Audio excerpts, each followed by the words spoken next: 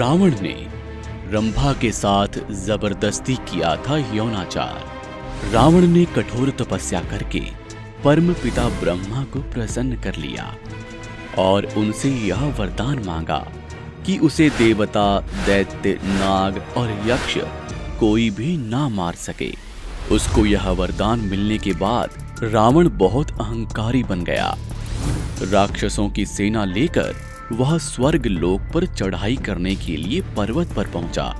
स्वर्ग पर जाता हुआ रावण जब कैलाश पर्वत पर पहुंचा तब तक रात हो चुकी थी।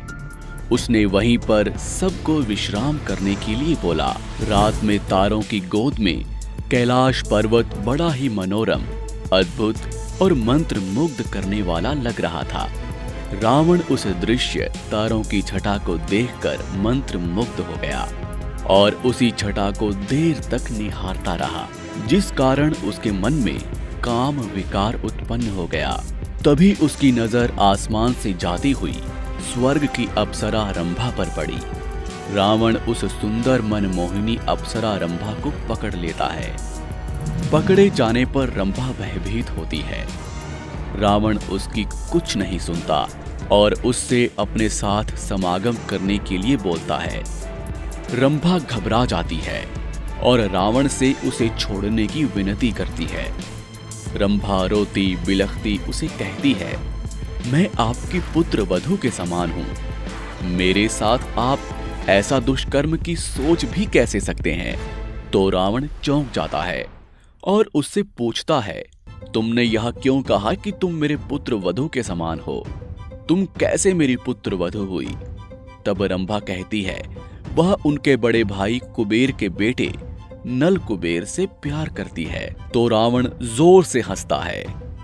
रिश्ते नाते उन स्त्रियों पर लागू होते हैं जो स्त्रियां एक पति की पत्नी होती हैं। अप्सरा का कोई प्रेमी नहीं होता और वो किसी की पुत्र वधू नहीं होती। यह कहकर रावण जबरदस्ती रंभा के साथ समागम कर लेता है।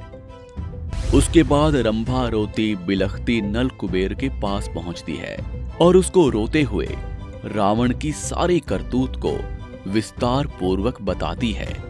रंभा की बात सुनकर नल कुबेर रावण पर बहुत ज्यादा क्रोधित होता है और रावण को श्राप देता है कि रावण आज के बाद किसी भी पराई स्त्री के साथ समागम नहीं कर पाएगा और यदि किसी के साथ जोर जबरदस्ती करेगा भी तो उसके सर के 7 टुकड़े हो जाएंगे।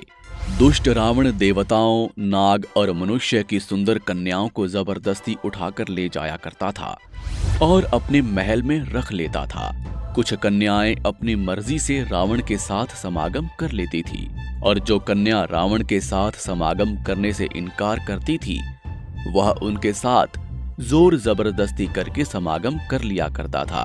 परंतु जब रावण को नल कुबेर के द्वारा दिए गए श्राप का पता चलता है तो उसने उन कन्याओं के साथ जोर जबरदस्ती करना छोड़ दिया। श्रोताओं, है ना ये दिलचस्प कथा? ऐसी ही विचित्र बातों के बारे में और ज्यादा जानने के लिए हमारे चैनल को सब्सक्राइब करना ना भूलें।